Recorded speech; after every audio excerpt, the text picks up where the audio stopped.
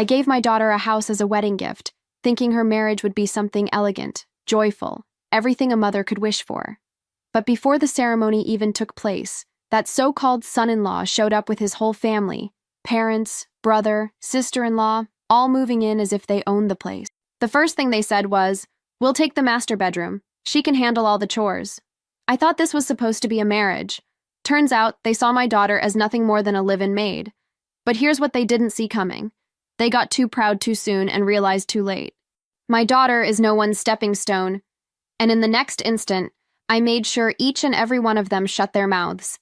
My daughter's fiancé, Curtis Miller, seemed like a good guy.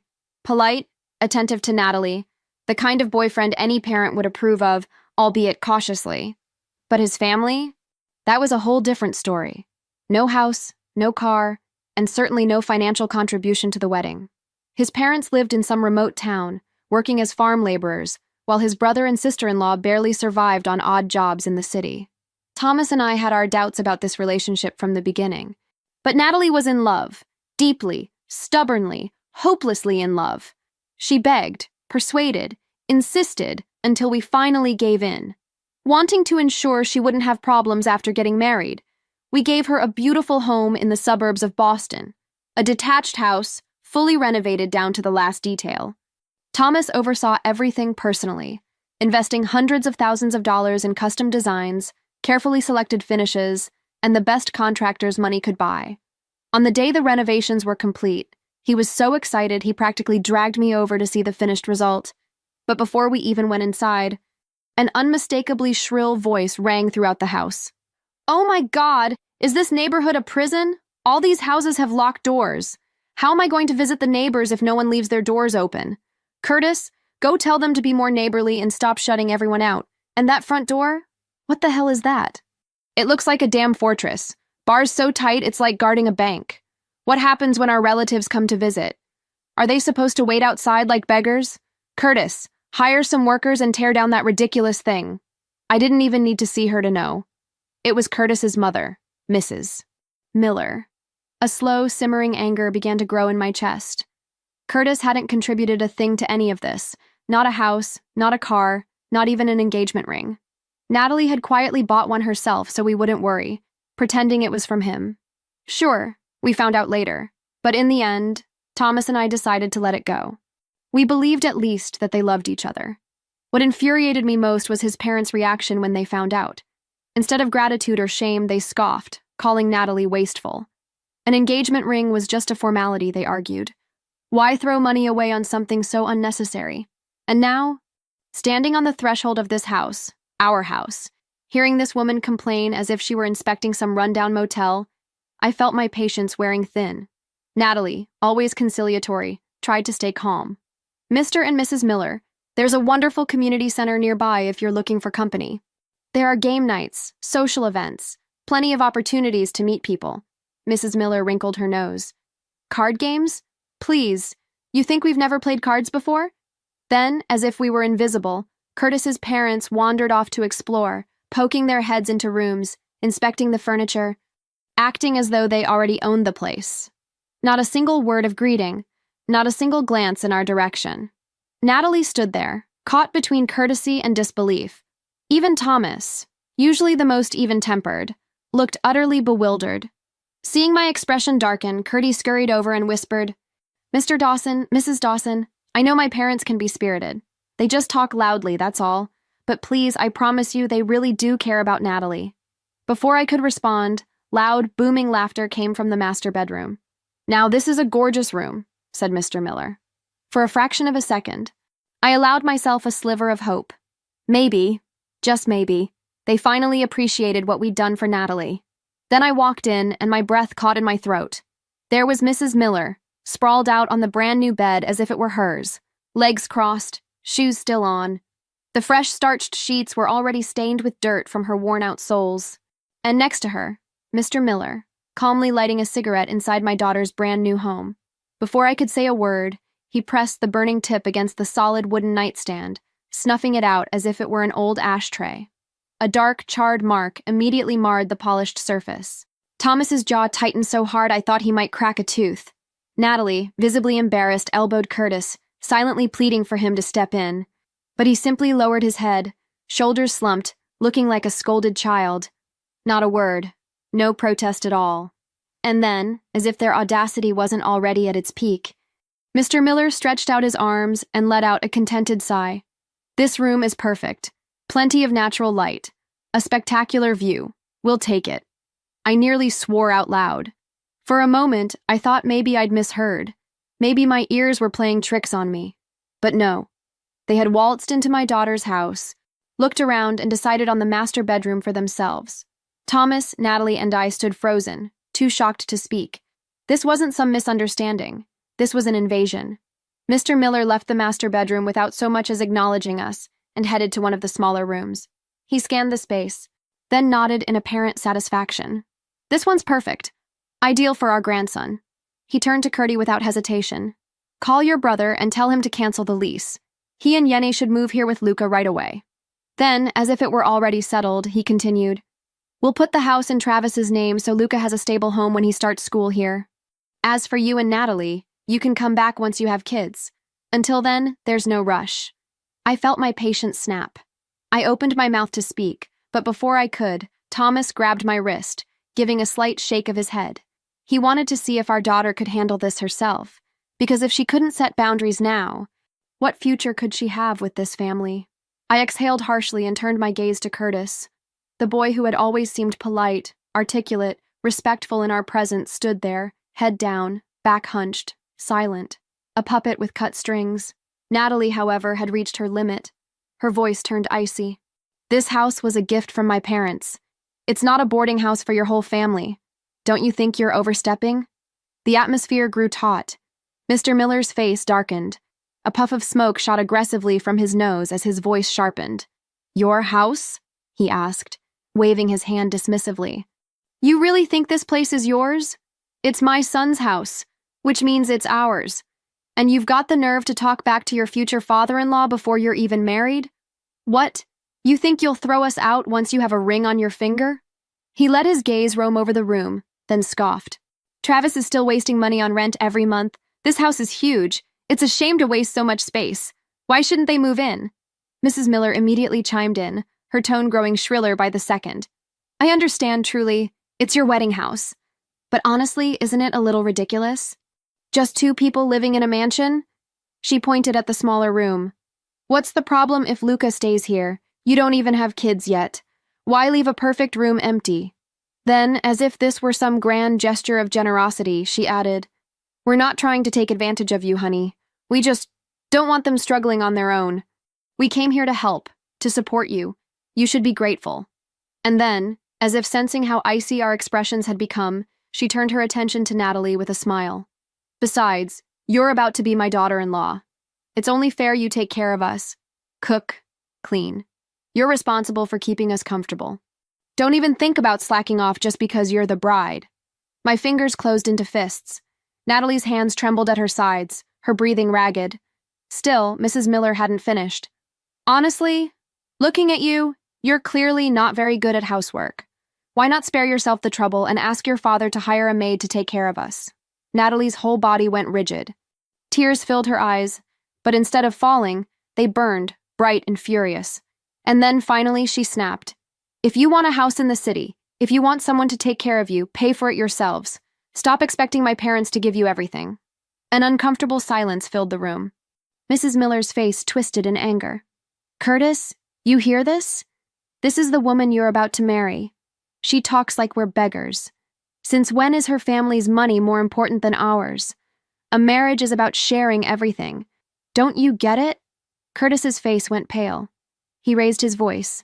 Alarmed. Natalie, you can't say those things. Apologize to my parents. Natalie's glare shifted to him, her voice as cold as steel. Curtis, if you truly believe that, then take your parents and get out of my house. My parents bought me this house. No, you didn't. They did. Curtis reached out and grabbed her wrist. Natalie, come on. You always throw these tantrums and I always let it go. But can't you at least show some respect to my parents? Natalie jerked her arm away as if his touch burned her. Mrs. Miller let out a bitter laugh. You should be grateful you're marrying a man like Curtis. You think you're too good for us? Look at you, Selfish, spoiled, downright disrespectful. Frankly, I don't think you're good enough for him at all. She turned to Curtis, eyes blazing. See? She's looking down on us now, just like all these city folks. Natalie stared right back, voice firm. We're not even married yet, and you're already trying to claim what's not yours. That's not family. That's greed. Curtis wiped his forehead, face tense. Natalie, that was way out of line. You need to apologize. Mr. Miller took a slow step forward, exhaling smoke in our direction. His gaze landed on Thomas and me, his voice derisive. Thomas, I've got to ask, how exactly did you raise your daughter? Because she's got a serious discipline problem here. No respect, no humility. Always, my house, my house.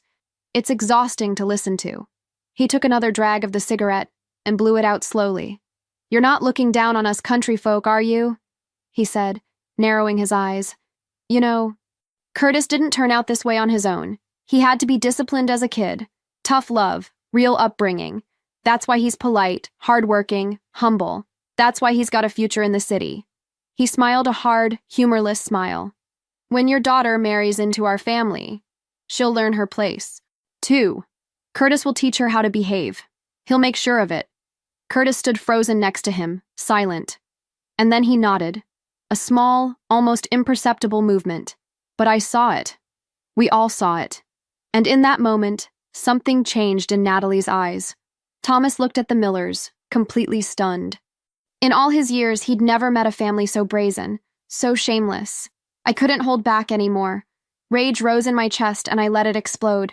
How we raise our daughter is none of your concern, and you have the nerve to lecture us? I stepped forward, my voice resolute. You couldn't contribute a single cent to the wedding.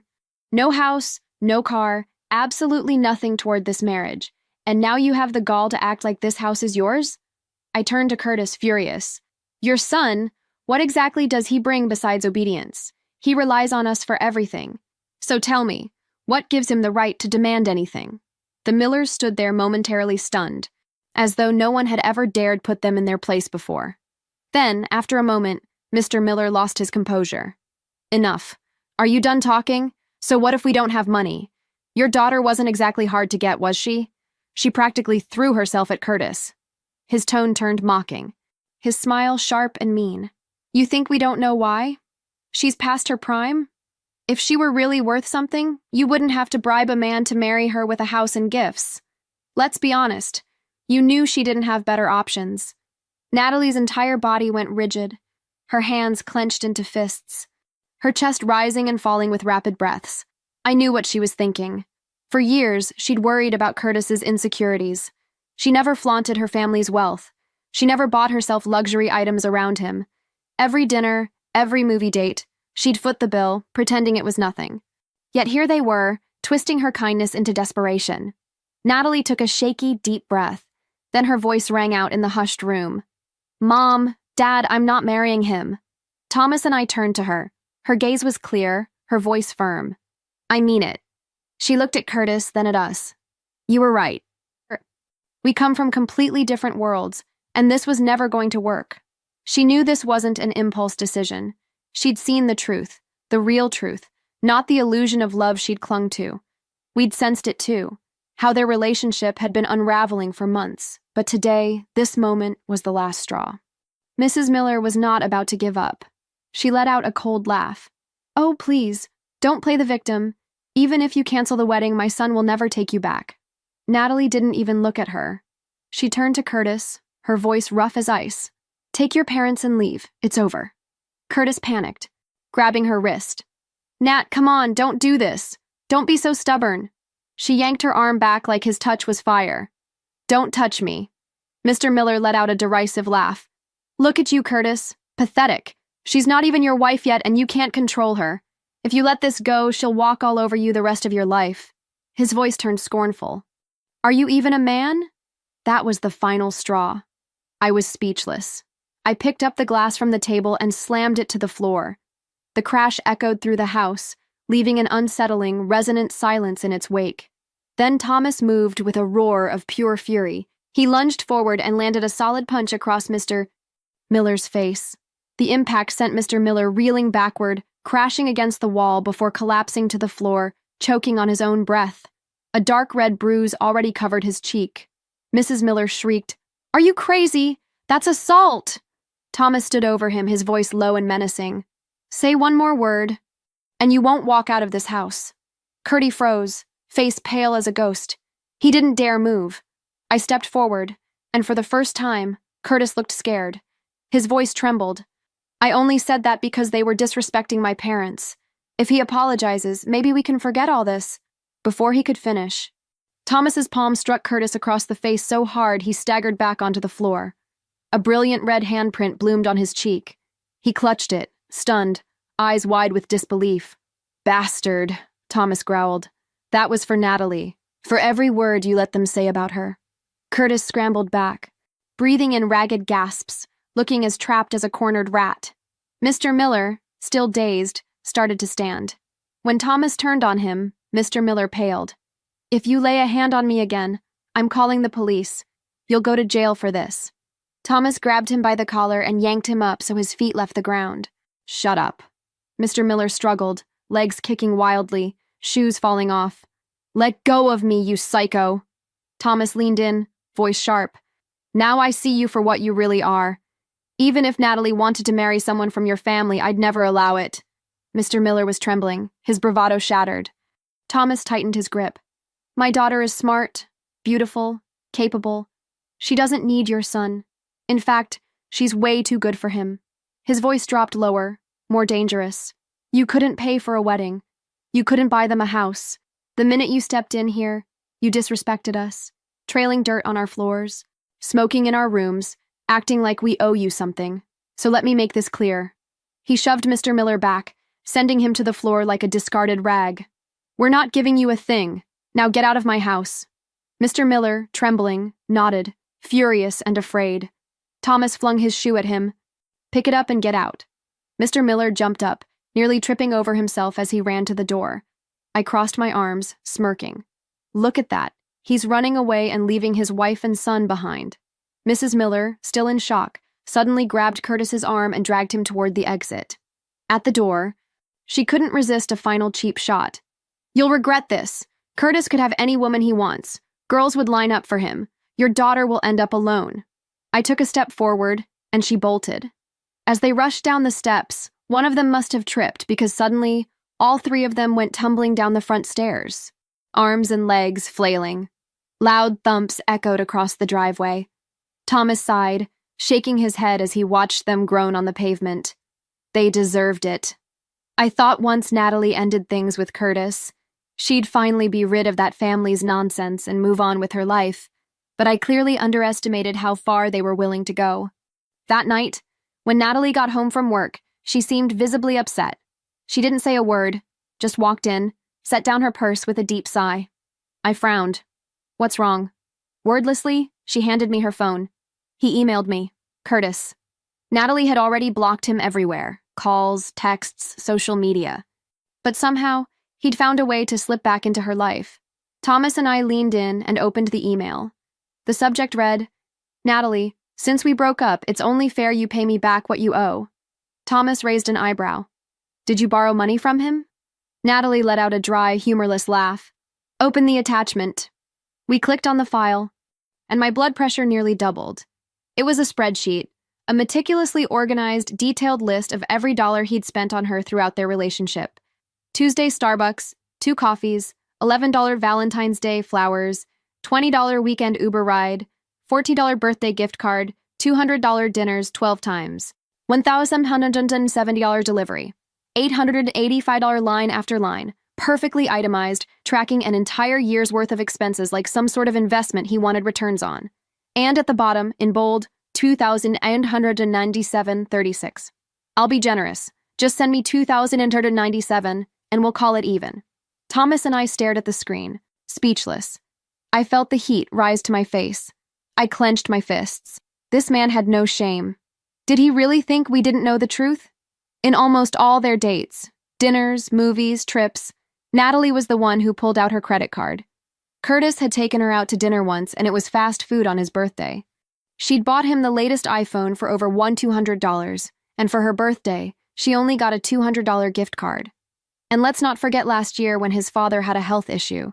I was the one who went to the hospital with a $1,500 gift, yet now he was charging her. And to top it off, the email ended with a thinly veiled threat. If you don't pay, I'll have no choice but to go to your workplace and settle this in person. Settle what, exactly? This wasn't just absurd, it was pathetic. The moment the elevator doors opened, I knew immediately something was off. A crowd had gathered near the lobby, whispering and pointing at the entrance. The air hummed with anticipation, like people watching a spectacle. And there, in the middle of it all, were Curtis and his parents. Curtis himself was cowering in a corner, head down, as though trying to disappear.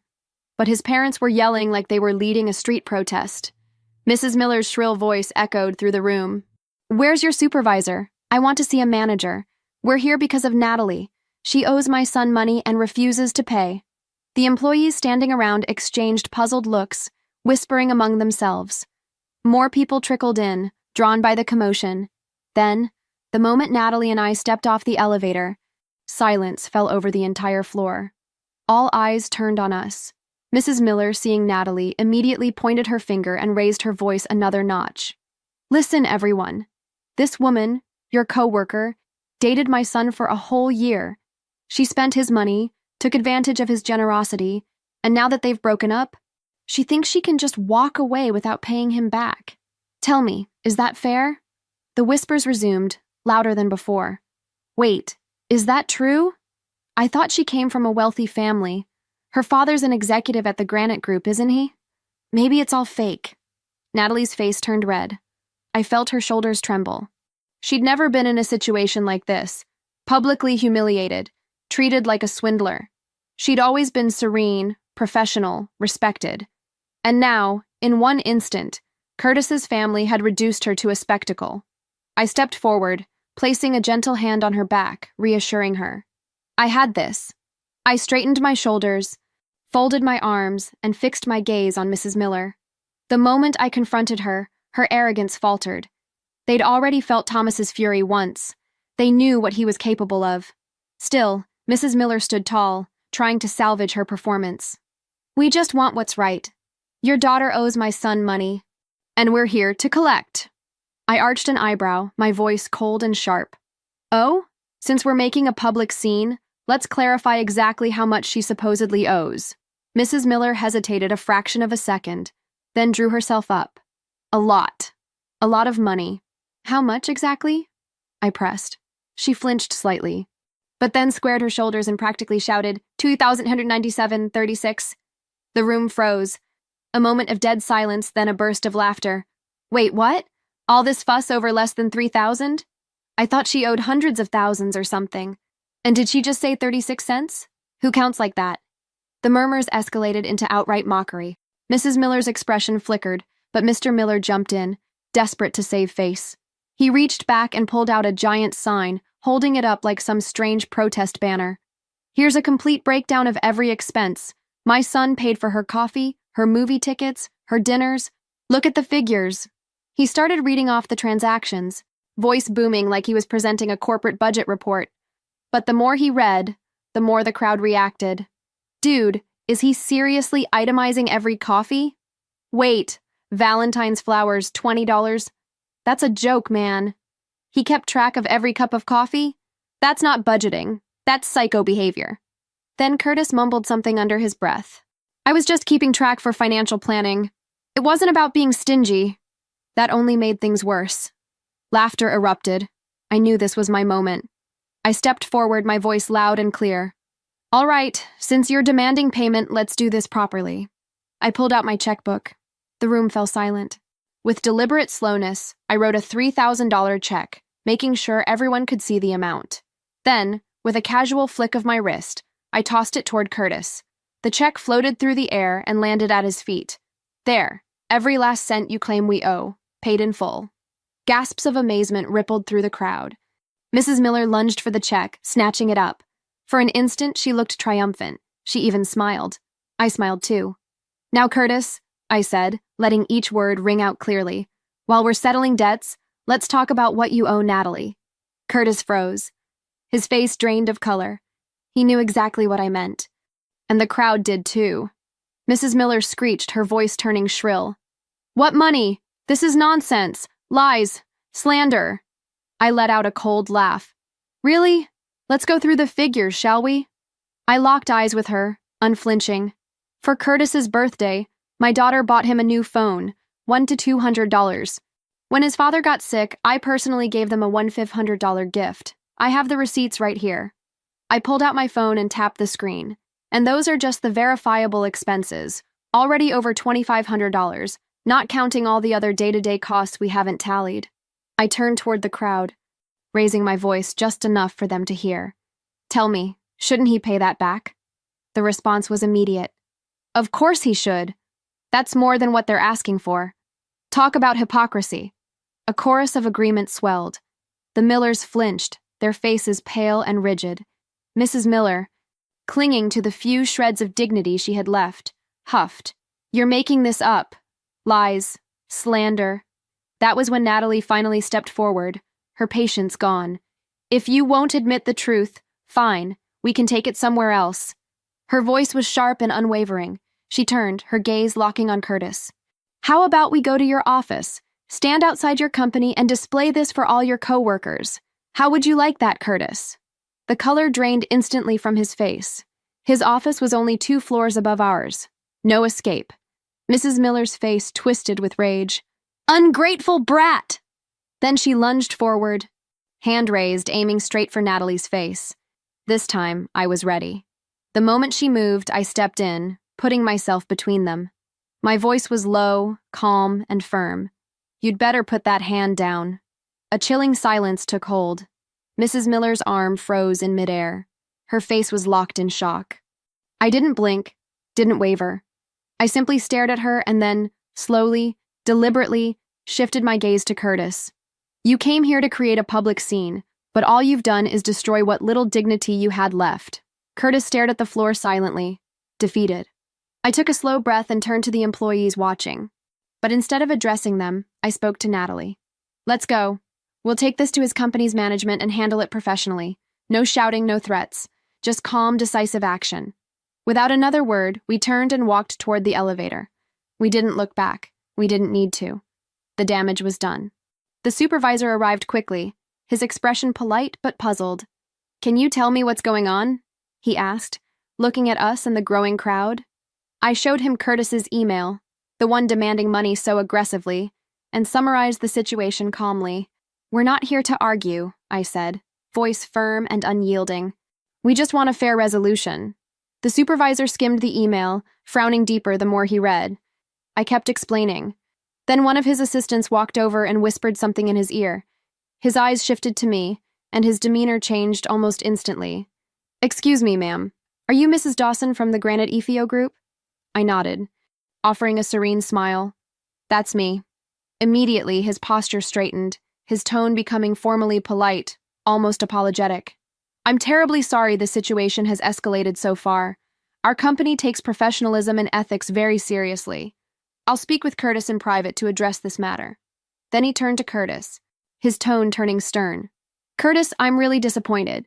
Keeping detailed records of personal expenses, demanding reimbursement after a breakup, and causing a public disturbance in front of another company's offices, completely inappropriate. Curtis's face turned white. He opened his mouth, groping for an excuse. No, I didn't think it would turn into all this. The supervisor cut him off. Not only have you embarrassed yourself, but you've also damaged this company's image. I'll be reporting this to HR. Curtis visibly shrank, head bowing lower, hands twisting as he nodded weakly. His arrogance, his sense of entitlement, was gone. I nodded, thanking the supervisor politely. That settles it. I turned to Natalie, ready to leave, but just as we stepped away, wait, this isn't over. Mrs. Miller's shrill voice tore through the air. I paused, then turned slowly, my gaze impassive. I didn't need to say a thing, because at that moment, everyone knew exactly who had already won. A few weeks went by, and life finally seemed to go back to normal. Natalie returned to her job, had coffee with friends, did yoga on weekends. She looked better, lighter, no longer burdened by the stress of the past. Thomas and I had an unspoken agreement not to mention Curtis or anything that happened. We didn't want to risk reopening wounds that were still healing. She was doing well, at least around us. She made sure everything seemed in order. Until that night. She walked in with takeout in her hands, but something was off in her expression. I glanced at her as I set the table. "Work okay?" I asked casually. She hesitated, then silently handed me her phone. He reached out again. The screen showed a text from an unknown number, but the words were painfully familiar. Curtis. "Natalie, I've been thinking a lot lately. I know I messed up. I shouldn't have listened to my parents, and I never should have taken out my frustration on you. I have nothing left now, but I want to start over. Will you give me another chance?" I exhaled slowly and looked at her. "This is the third time." Her voice was low. "I haven't responded." I nodded. "Good. Silence is the clearest answer." She sighed. "I just don't get it. Does he really feel sorry? Or does he just hate losing?" "Probably both," I said calmly. "But that's not your problem anymore. His growth isn't your responsibility." She looked out the window, saying nothing. I knew her heart wasn't wavering. It wasn't love that was difficult. It was habit, the emotional residue of investing so much in someone only to realize they were never worth it. Then, just a few days later, things took a turn. That night, she walked in with a different look. No sadness, but something colder, sharper. She set her phone on the counter. "Mom, look at this." I picked it up, and the moment my eyes landed on the screen, my stomach flipped. A post on social media. An anonymous message attached. A blurry photo and video clips carefully edited to paint a false narrative. The title was nothing short of cruel. A true gold digger, she extorted her ex after the breakup, showing off her rich family. Guess she's not so untouchable now. A slow, simmering rage built inside me. We didn't need to guess who made it. She shook her head. "I can't trace the account, but look at the content. These photos, these videos, it's all Curtis. He edited himself out. He's using an anonymous account, but we both know." I clenched my jaw. So now he's resorting to this. She let out a long, slow sigh. Fatigue weighed on her. I just wanted to move on. "Why won't he let me?" I put my hand over hers, giving it a firm squeeze. "Why?" "Because he's not obsessed with you. He's obsessed with his own ego. He can't move forward, so all he knows how to do is drag people backward." That same night, I contacted an old college friend, now an attorney at a well-known firm. The following morning, we officially issued a legal notice demanding removal of the defamatory anonymous post, as well as a request to preserve the author's IP information for possible legal action.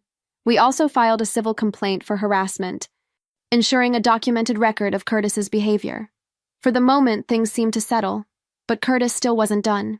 A week later, Natalie received a package in the mail. Inside was a handwritten letter from Curtis. The tone dripped with regret, guilt, and nostalgia. He wrote about their first date, her smile, how she'd stayed up nights caring for his ailing father. Every line carefully crafted to tug at her heartstrings. But then, in the last sentences, his true intent showed. "I can't accept that you're gone for good. You know I have nothing left. You were my only light. If you don't come back, I don't know what I'll do." This wasn't an apology. It was emotional blackmail. My expression darkened as I read those final words. Without hesitation, I called our lawyer and started the process of filing a restraining order. That afternoon, Natalie and I went to the courthouse together. She sat on a bench, clutching the letter so tightly her knuckles turned white. "Mom," she said in a low, tense voice, "I know I'm handling things well, but why is it still so exhausting?" I placed a hand on her shoulder. "You're not tired. You're healing, and that takes time. But you're doing everything right." She exhaled slowly, then looked me in the eye. For the first time, there was no hesitation there. "I won't let him hurt me again." I smiled. "That's my girl." A few weeks later, the court officially granted a temporary restraining order, legally prohibiting Curtis from contacting or approaching Natalie in any way. We also provided all our evidence to Grant Ethico's legal team, ensuring it was on record should any further problems arise. This time, we didn't expect him to apologize. We didn't give him a single chance to worm back into our lives. Natalie was finally free. She was no longer the girl who stayed silent out of concern for someone else's feelings, who gave in, apologized, or tried to fix someone who wouldn't change. She'd fully stepped into her own life, and without realizing it, had begun crossing the self-imposed boundaries that once held her back. She threw herself into her job, refusing to let emotions derail her focus. Instead of hesitating, she took on multiple projects at once, proving she could thrive under pressure. She knew what she wanted and, more importantly, what she no longer needed. Then came the regional business conference. Gran Effico selected her to represent the firm at a major industry networking event. She took the stage with authority, delivering her presentation with confidence and precision. The audience, executives, investors, and industry leaders listened, nodding in approval. By the end, several corporate reps from across the states approached her, eager to exchange business cards and explore potential partnerships. That event subtly but irreversibly shifted the course of her career, and with it, her life. At an informal networking lunch after the conference, Natalie met Ethan Parker. Ethan was one of the co-founders of East Bay Capital, an MIT graduate, and member of a well-known family of entrepreneurs from San Francisco. But unlike the arrogance often associated with privilege, he was thoughtful, articulate, and level-headed. Their conversation was brief. No pointless small talk or obvious attempts to exchange contact info, just a natural, spontaneous discussion before they went on with their day. Still, a week later, Natalie received a handwritten note from him. It wasn't a grand statement or an over-the-top invitation. It was a sincere letter expressing appreciation for her strong presentation and offering some valuable insights into her business model. Along with it, he included a book on leadership and strategy, something he thought she might find interesting. She was surprised, even impressed. I looked at the letter and smirked. Well, at least this one didn't send you an invoice. After her recent breakup, Natalie let out a small laugh but didn't reply. Even so, there was something different in her expression, a quiet contentment that hadn't been there before. There was no sudden romance or rushed steps. Over time, they communicated more frequently, but never in a forced way. They exchanged industry knowledge, attended small business forums, and occasionally grabbed coffee to discuss market trends. Until one evening, Ethan was driving her home when he suddenly stopped the car. Turning to her, he said, "I don't know how you feel about me." His voice was steady and sincere. "But I want you to know I like you, not just for your work or because you're brilliant or independent, but because when I'm with you, it feels like life is something worth living fully." Natalie froze for a moment. She hadn't expected this moment, certainly not so soon, nor so directly. She sat silently, choosing her words carefully. Then she finally nodded. "I don't know what the future holds," she admitted quietly, "but I'd like to find out." For the first time in her life, she entered a relationship without fear, without pretenses, without hesitation. And to our surprise, Ethan soon introduced her to his parents. Mr. and Mrs. Parker were warm, intelligent, and welcoming. They never pried into personal matters or cast judgment. Instead, they treated Natalie with the same respect they would any capable adult. At dinner, Mrs. Parker personally prepared a small dessert, smiling kindly. "This is the first time Ethan's ever invited someone home. I had to make sure it was special." Later that night, Ethan's father pulled Thomas aside and said quietly, "She's extraordinary, smart, composed, knows exactly what she wants. We're so glad Ethan met someone like her." There were no entitlements, no demands, no pressure to conform, just a family that valued genuine connection and mutual respect. They were everything Curtis's family was not. And for the first time, we could all see Natalie finally in a place where she felt safe, where she was cherished. But good things rarely go unnoticed. One afternoon, a photo appeared online, a candid shot of Natalie and Ethan at a business event. The Parker surname. It didn't take long for the image to spread through industry circles, and soon the news reached Curtis. That night, Natalie left her office and found Curtis waiting near the entrance, face pale, expression contorted. "So, this is it," he said, stepping closer, voice low and resentful. "You left me and ran straight into another man's arms." Natalie didn't flinch. She looked him straight in the eye. "Curtis, leave. You have no right to question me." His nostrils flared. "You planned this the whole time, didn't you? You were already with him while you were still with me." Her voice hardened. "You need to stop. I have a restraining order against you. If you follow me, I'll call the police right now." Curtis's face twisted, hands clenched at his sides. He was about to lash out again, but another presence stepped forward. From the parking lot, Ethan approached. His posture was calm, expression unreadable, yet his mere presence changed the atmosphere. He moved beside Natalie, voice steady but firm. I don't know who you are, Ethan said, but if you step any closer to her, I'll call the police myself. Curtis blinked in surprise. He hadn't realized Ethan was there, and he certainly hadn't expected this confrontation. So you're the new boyfriend? His voice was taunting, but there was a crack in his bravado. You think you're better than me? Ethan didn't take the bait. It doesn't matter who I am, he said quietly. What matters is that you can't hurt her anymore. There was no shouting, no dramatic showdown, but the weight of those words crushed Curtis more than any brawl could have. For an instant, he stood there, glaring at them, Natalie standing tall, unaffected by his anger, Ethan beside her, solid and unwavering, and something broke inside him. He finally understood. The woman he had once criticized, belittled, and controlled was now in a different world, bathed in a light he could never reach. And he no longer had any right to be by her side. As they walked away, Curtis remained where he was, face contorted, caught in a storm of rage, regret, and finality. But the world had moved on without him, and Natalie never looked back. After dinner, Natalie and I strolled along the narrow path with slow, measured steps. Gravel crunched softly under our feet, and behind us, the trees swayed in the evening breeze, their shadows rippling on the ground. This was a place we used to visit often when she was little. She loved hopping across the smooth stones by the lake, and my heart would lurch every time she wobbled at the water's edge. I'd reach out, grabbing the sleeve of her jacket, trying to keep her from falling. Now her steps were steady and measured, her gaze clear and determined. Remember how I used to run straight to the water to collect stones? She asked suddenly. I smiled. Sure, you always said each one was unique, that we had to take them all home and wash them properly. She let out a soft laugh. Back then, I thought every small bit of the world was worth keeping. And now? I asked. She paused thoughtfully. Now I know some things are meant to stay in your heart, not in your life. I turned to look at her. She wasn't the little girl who panicked when things went wrong anymore. Mom, she went on, voice quieter, what do you think people chase their whole lives?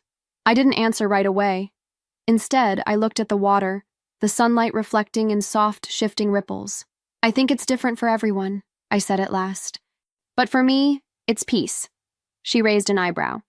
Not happiness? I shook my head. Happiness is complicated. Sometimes it's just what other people expect of you. Sometimes it's just a fleeting moment. But peace, that's something you build. It isn't given, and it's not something that appears overnight. She was silent for a long moment, absorbing my words. Then she spoke, her voice as gentle as the evening air. I used to think I needed to be loved to make my life feel meaningful. But now I think learning to love myself is the most important thing. And that's enough. I nodded. It's more than enough. She smiled at me. You've always known that. Haven't you? I didn't answer. I just held her gaze. And in that moment, I knew she didn't need my protection anymore. She'd learned how to stand in the wind, listen to the water, hear the voices of the world, and decide for herself which ones mattered. We kept walking side by side along the shore of the lake. In the distance, some ducks drifted lazily, their movements sending out gentle ripples one after another. And suddenly I understood. We'd walked this path countless times before, the difference being that back then she always looked to me to find her way. Now she could walk it on her own. But every now and then, she still chose to take her mother's hand. And that was enough. I'm Natalie. Once, I truly believed love could conquer all. When I met Curtis, he was quiet, reserved. He carried himself with a seriousness that made him seem more mature than the guys around him. I mistook that restraint for depth. I mistook his frugality for a practical, realistic outlook on life. Even when my friends gently warned me he was stingy, I dismissed it as harsh judgment. The first time he took me to dinner, it was a fast food place. He ordered the cheapest item on the menu and told me, "Don't order too much. It's a waste." I smiled, said it was fine, and convinced myself he was just a man who valued practicality. He never gave gifts. On Valentine's Day, he sent me $5.20 on Venmo, joking, "It's the thought that counts." And I, God help me, felt moved. I thought it was a charming, minimalist, grown-up kind of romance. It took me forever to realize his supposed practicality was nothing but disguised greed. I never tallied the gifts. For his birthday, I got him a new iPhone. When mine came, he gave me a $200 gift card, telling me to buy myself something nice. Then, stone-faced, he added, "Couples shouldn't measure love with money." And I, like a fool, nodded in agreement. He had no car, so I drove. He had no house, so I said it didn't matter. He told me he couldn't afford a ring yet, so I secretly picked one out. I asked my best friend to buy it so I could surprise him on our wedding day. Looking back, I can't believe how blind I was. And that was just the beginning. The first time I visited his house, his mother barely glanced at me before asking coldly, "Do you cook?" Before I could answer, she added, "City girls don't belong in kitchens. But let me tell you, that won't fly in our family." I laughed, thinking she was joking. "I do know how to cook, and I'd love to learn more." She didn't smile, just snorted as though something was confirmed. I thought if I was kind and genuine enough, she'd eventually accept me. I didn't realize that was only the start of her endless tests and criticisms. She mocked my clothes, saying I dressed too showily. She mocked my career, saying an overly ambitious woman was too hard to control. She mocked my personality, saying I wasn't sweet enough to be a good wife. Curtis, he never defended me. All he said was, "That's just how she is. Don't take it personally." Back then, I thought he was keeping the peace. Now I know he was just a coward. His father was even more blunt. "You won't have time for a job once you start having kids. There's no need to waste energy thinking about a career."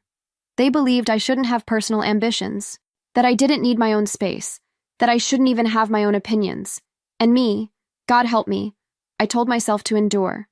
I thought, things will change after we're married. But the moment that woke me up for good was the house. Curtis said he couldn't afford to buy one, so I offered that my parents give me a house as part of my dowry. He didn't hesitate. He smiled and rushed off to tell his parents, and that's when they showed their true colors. His mother declared right away, "We'll take the master bedroom. The second bedroom is for Luca, our grandson, and Travis and his family will move in too." I tried to be reasonable. I tried to talk it over. She laughed in my face. "Your mother bought you a big house. Lucky you. But that doesn't mean you have any say in it." Curtis stood there in silence. Later, when I confronted him, he pulled me aside and whispered, "She's just talking. Don't take it so seriously." And that was when I finally saw I was never going to be his daughter-in-law.